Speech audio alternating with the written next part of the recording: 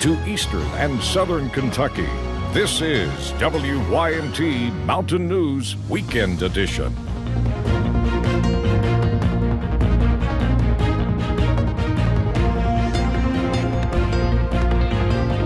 Good morning, I'm Taylor Upchurch. Today is Saturday, February 9th.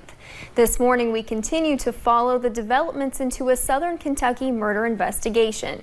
Just before 5 p.m. yesterday, we learned police caught Phillip Lee Lewis in Flint, Michigan. He is now in jail there and will be extradited later to Kentucky. Earlier yesterday, before Lewis was caught, WYMT's Phil Pendleton spoke with the victim's family in southern Kentucky. The arrest of Phillip Lee Lewis brings an end to a manhunt that's lasted more than 3 weeks. And it's still not known why the Michigan native was in southeastern Kentucky. We've been told that they think that he was just passing through. Police believe Lewis was trying to hold up the A&B Quick Stop just after midnight that night when Gary Wayne Medlin tried to run out the front door. His family says Medlin was simply a customer trying to get to safety. A life taken and a family that'll never be the same. It's killed us because somebody has took his life. It wasn't an accident. Medlin was a brother, a son, a husband, and a father. His youngest child is only 2 years old. And he's not going to ever get to know his dad. He's not ever going to be able to remember him, just by what we tell him. Police say the 24-year-old Lewis was captured by a task force made up of Michigan State Police, U.S. Marshals, and the FBI. Earlier today, Medlin's family told me they were confident they would eventually find Lewis. We've had a lot of help so far with people posting his picture and trying to get him out there, and that's helped a lot to know that people really do care and they want help just as much as we do to get him caught. His sister says they've lost, but so has their community because of Medlin's work ethic and kind personality. He was such a hard worker and such a good person. He was always there to help anybody that ever needed anything, even if he wasn't friends with you yet and he had just met you on the side of the road. He was there to do anything he could. Warrants issued say Lewis will be charged with murder and first-degree robbery, plus some federal offenses. In Knox County, Phil Pendleton, WYMT Mountain News.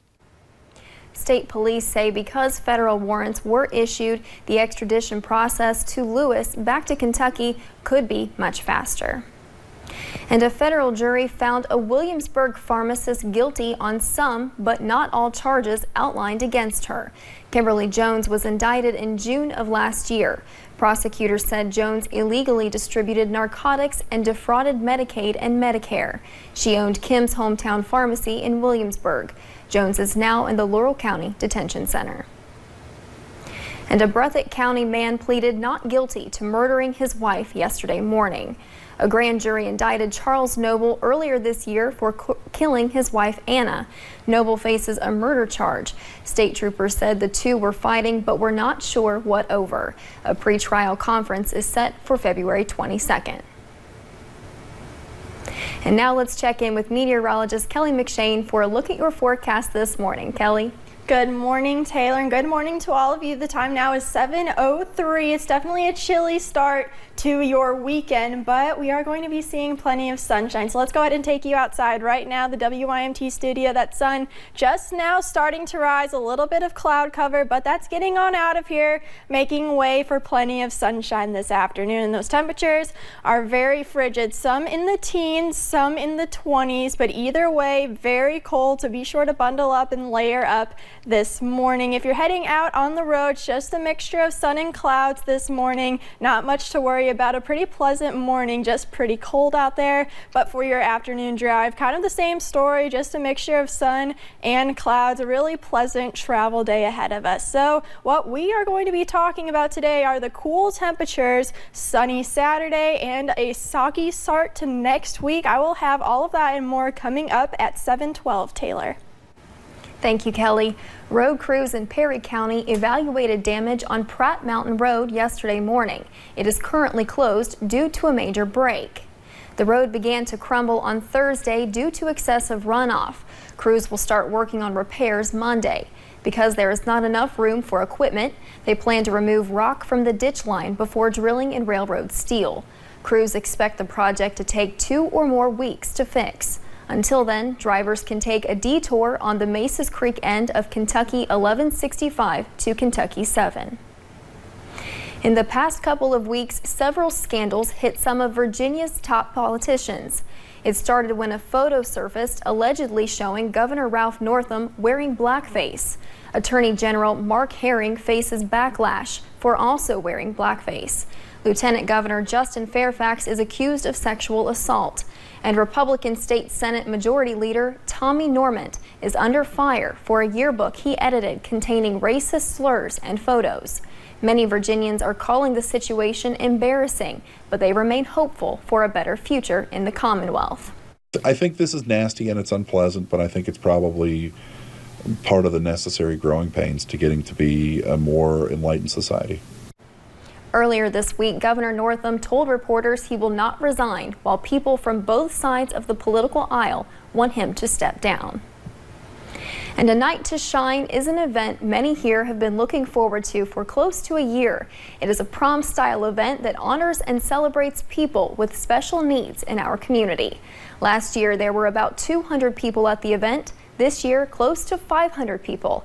WYMT's Justin Case went to the dance to learn why this event is so important to so many. As the night began,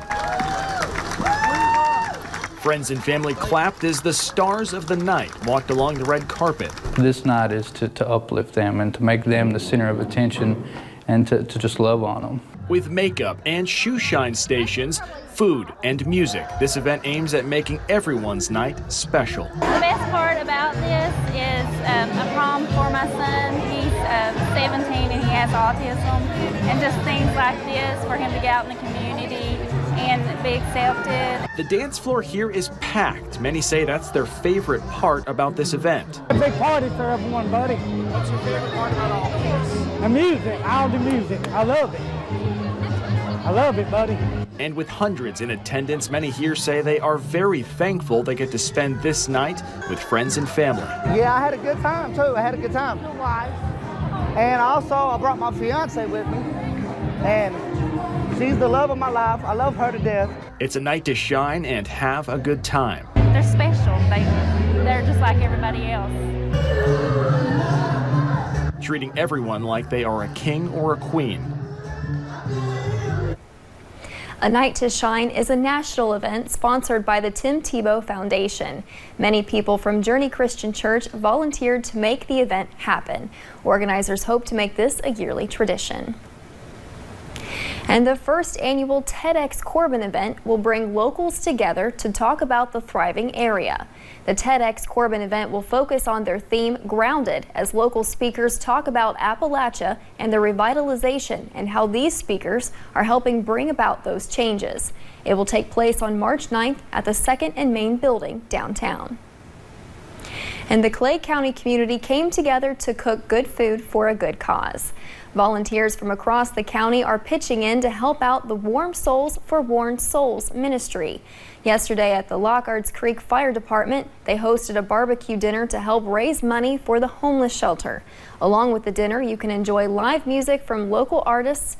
All the proceeds made yesterday will go directly to the shelter. Working with the community does something to you. You know, like I know during disasters and everything, but this is no disaster. We're just coming together to help people. Just a, you know, just a fine show of humanity. You know that they care about people. So it's awesome. They worked to serve food until 8 o'clock last night. Coming up on Mountain News this morning, a bill aimed at improving school safety in Kentucky passed yesterday in the Senate.